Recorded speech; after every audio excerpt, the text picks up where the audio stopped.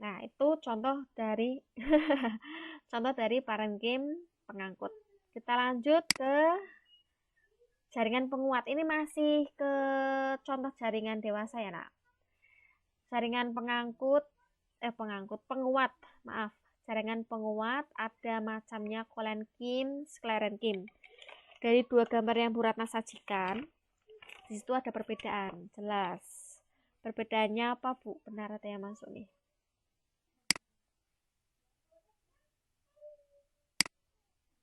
30 anak. Wah, terima kasih udah besar sekali 30 anak. Kolenkim dan sklerenkim.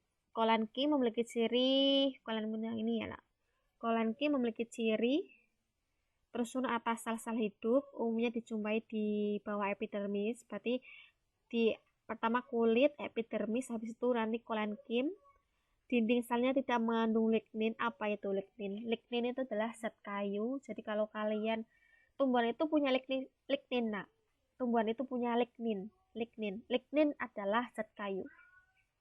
Kenapa tumbuhan bisa punya lignin? Contoh ketika kalian pegang kayu jati, apakah dia batangnya akan menjorok ke atas? Apakah akan bengok-bengok? Enggak kan? Dia akan tetap utuh bentuknya seperti itu karena ada zat kayu, karena ada lignin yang menyebabkan batang itu menjadi keras. Ketika kita pegang ya tidak berubah sama sekali. Beda dengan manusia. Tangan manusia ketika dipegang dia akan kelemar-kelemar dan bentuknya agak kenyal, tidak kaku, tidak keras. Itu bedanya. Di jaringan hewan, di jaringannya kita, jaringan manusia, tidak punya zat lignin. Yang punya lignin adalah tumbuhan. Seperti itu ya. Terus kalau yang sklerenkim yang sebelah sini, terdiri dari sel-sel mati dengan dindingnya yang tebal. Sel-selnya mati dan dinding yang tebal hanya terdapat pada organ tumbuhan yang tidak lagi mengadakan pertumbuhan atau perkembangan. Jadi ini tetap ada di tumbuhan, tapi di tumbuhan yang sudah sangat tua sekali. Tapi kalau kolenkim masih bisa ditemukan di bagian tumbuhan yang masih proses untuk bertumbuh. Tapi kalau sekarang di tumbuhan yang sudah benar-benar tidak bisa bertumbuh lagi. Itu sklerenkim. Lanjut ke pengangkut. Nah, ini yang pengangkut tadi. Dua saudara kembar tapi memiliki fungsi yang berbeda. Floem dan silem. Floem untuk mengangkut hasil fotosintesis. Kalau silem untuk mengangkut air dan unsur hara. Kalau dilihat di gambar ada dikotil dan monokotil. Sama-sama punya silem sama floem, cuman bedanya adalah kalau dikotil itu floem sama silemnya kelihatan sekali, Nak. Kalau diperbesar pakai mikroskop itu bentuknya seperti tengkorak, mirip banget tengkorak. Tapi kalau untuk monokotil tempatnya tersebar, jadi kita harus teliti sekali mana silem mana floem. Biasanya kalau ciri silem itu ya ukurannya besar-besar, tapi kalau floem ukurannya lebih kecil-kecil. Kecil-kecil dan biasanya floem sama silem itu berdekatan mereka. Itu kadang kalau pada saat praktek membingungkan antara floem dan silem itu yang mana, Bu? Dilihat aja kalau floem itu yang ukuran selnya lebih kecil, kalau silem itu ukurannya lebih besar. Dan itu biasanya nempel, kalau ini floemnya ini kecil-kecil, terus silemnya nanti di sebelah sini. Dia akan memutari dari floem. Seperti itu. Itu untuk jaringan pengangkut. Sampai sini ada pertanyaan dulu untuk macam-macam jaringan. Nanti Bu Ratna lanjut.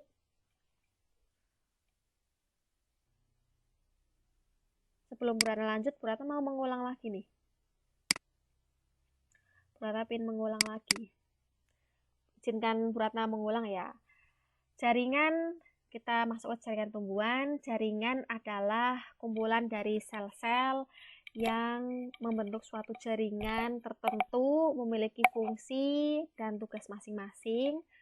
Jaringan tumbuhan terbagi menjadi dua, jaringan meristem dan jaringan dewasa.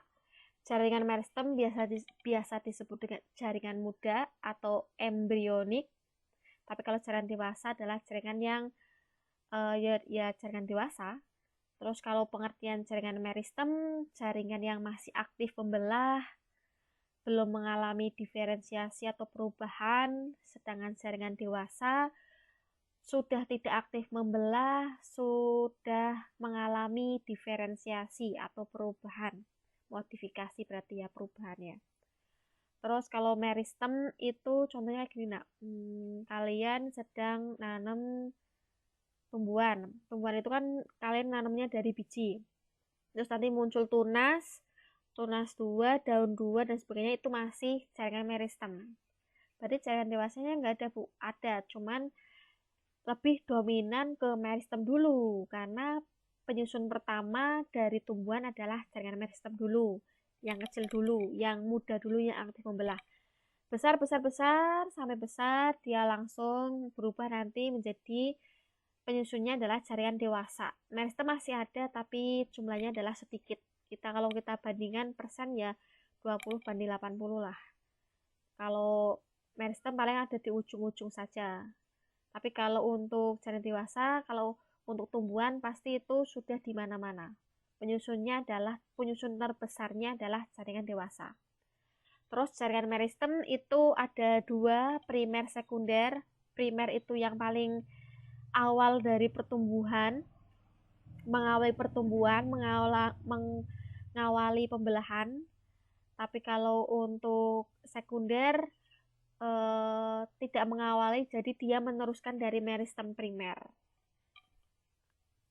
Kalau berdasarkan letaknya, jaringan meristem ada 3 di tumbuhan. Ada apikal, interkalar, lateral.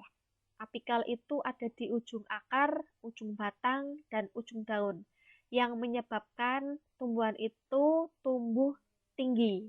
Kalau daun ya berarti tumbuh memanjang. Kalau akar juga tumbuh memanjang. Itu meristem apikal.